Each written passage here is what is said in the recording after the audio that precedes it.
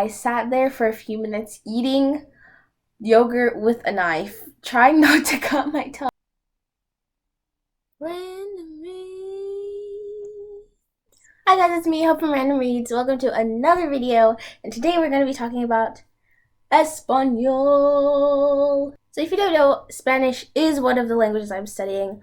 I would say I was intermediate, but I haven't been studying Spanish lately, so I really don't know, and that's why I'm probably going to talk about this in English. But Spanish is a language that's spoken in so many different countries, and as a result of that, there's so many different slang words people use and accents and variants and dialects. So that's a really cool and interesting thing. But when you're learning Spanish, that can be very confusing sometimes. So these are 5 times where I completely just embarrassed myself or put myself in a really awkward situation because I just wasn't aware of the local words and I guess that variant of Spanish. So living on the west coast of the United States, we mostly just learn Mexican, like standard Mexican Spanish, and then we also talk a little bit about Spaniard Spanish. But besides that, we don't really go into the different words used in different countries. So that led me to embarrass myself multiple times. I've been to 3 different Spanish-speaking countries, these ones, and in Mexico I never embarrassed myself. But in the other 2 countries, so these are really dramatic stories. Nothing terrible happened, but I was embarrassed and there were some awkward situations. So if you have also embarrassed yourself in your target language, whether or not it's Spanish, please comment down below and say what happened.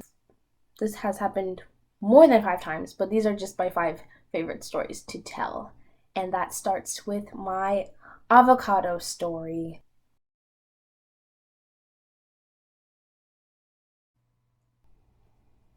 It was a lovely day in Peru as I frolicked about. I was doing a scavenger hunt, and the next thing on the list was the biggest avocado I can find. Doodly doodly doo. Oh look, a market!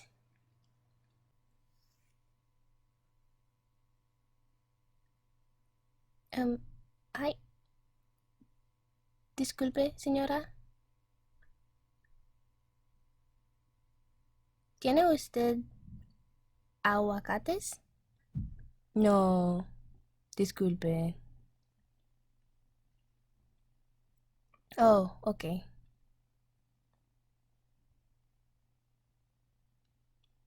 Huh? Hey, isn't that an avocado? Yeah, that's what I thought. Why wouldn't you why wouldn't you want me to buy an avocado? Aren't they here for sale? Okay. Pero eso es un aguacate. Ese es una palta. Eso es un aguacate. Palta. Aguacate. Aguacate. Palta. Aguacate. Aguacate. Aguacate. Aguacate. Palta. Eso es una palta. Aguacate. Aguacate. Aguacate. Aguacate. Aguacate. Palta. Palta. Palta. Palta. Palta. Palta. Palta. Palta. Palta. Palta. Palta. Palta. Palta. Palta. Palta.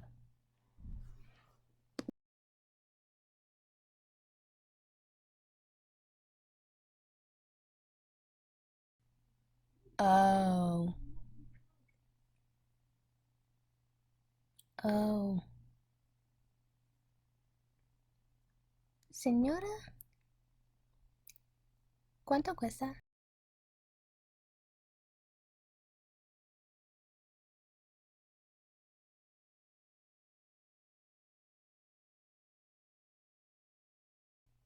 Gracias.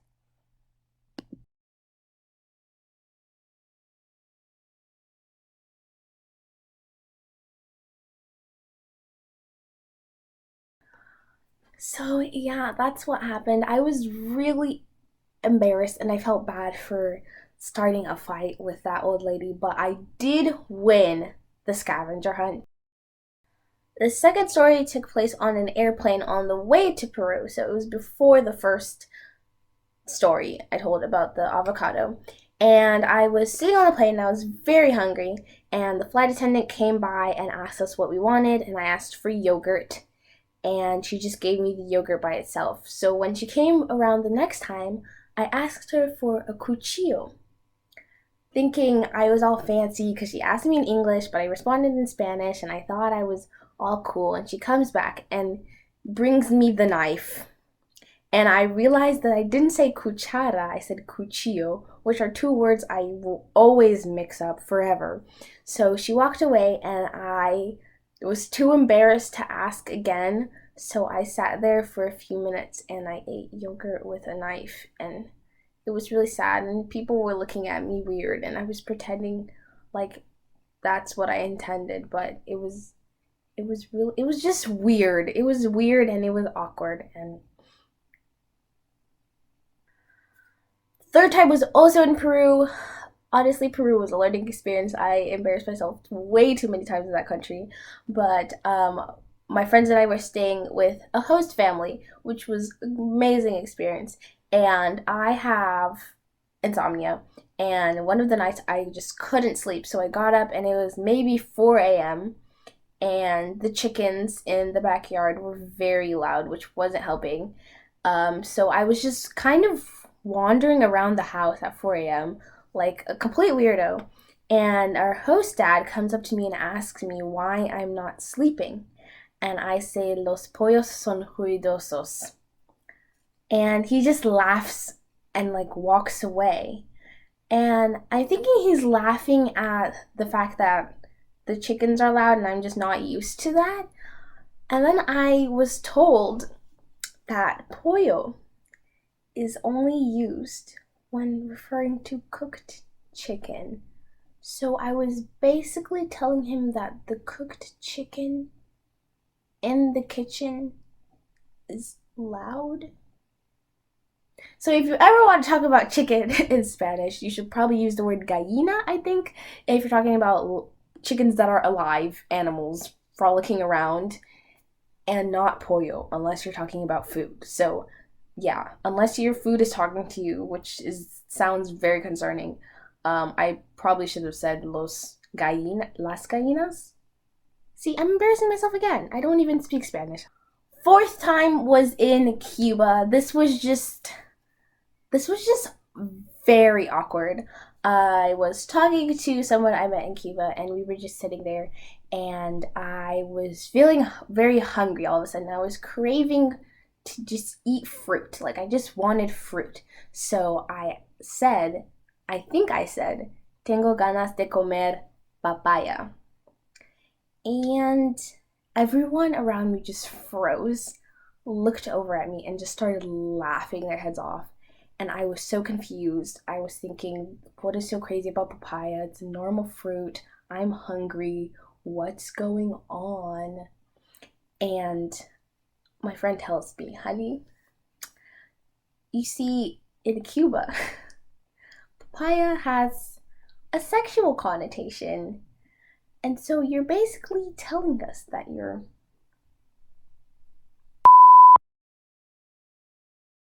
if you want to eat papaya, the fruit, you have to call it la fruta bomba. Papaya in Cuba, la fruta bomba. You learned something new today. If you want to know anything else about Cuba, sorry for the plug, watch my video on random facts about Cuba. Cuba is an amazing country and everyone should visit.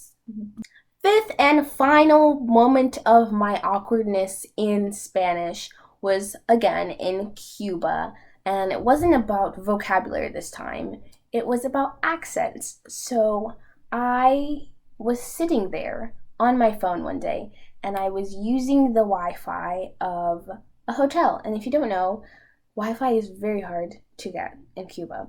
And so I didn't know if I was really allowed to be just sitting there in front of a hotel on my phone. I didn't know if there were rules of just sitting in front of a hotel. So I was already a little angsty and didn't want to get in trouble for anything. And there was this security guard, and he was tall and he looked very scary.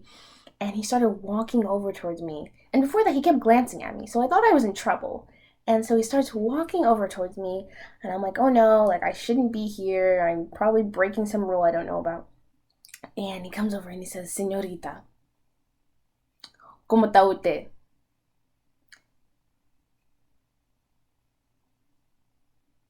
And I just froze. I was like, I don't speak this language. What is como taute? I thought I learned Spanish. I thought I had a B1. I thought I was intermediate. And this guy's probably telling me to like go away. He's probably cursing me out in Cuban Spanish. And so many thoughts went through my head. And I just stared at him. And he looks at me. He just starts laughing so hard. And he comes close. He says, Señorita, ¿cómo está usted?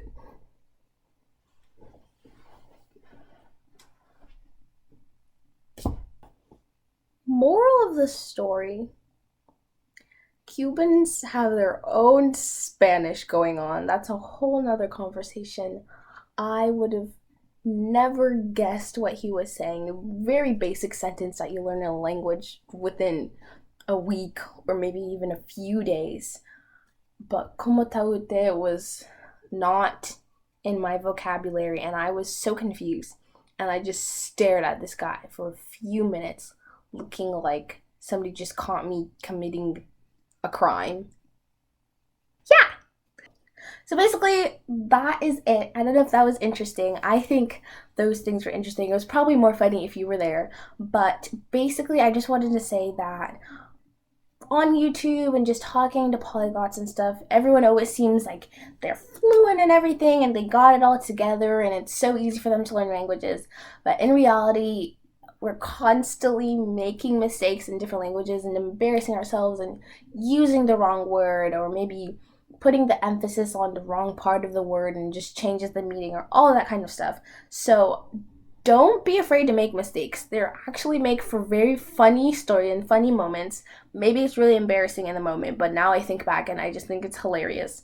So yeah, don't be afraid to make mistakes. I think a lot of people ask, how do you learn language? Which that's a very difficult answer to question. That's a You see, I make mistakes in English and I've lived here for my whole entire life. I've lived in the United States and I still make a mistake. So that's the whole video, guys. If you like it, please don't forget to subscribe and like the video.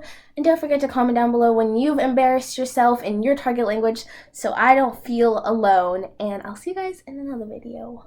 Bye.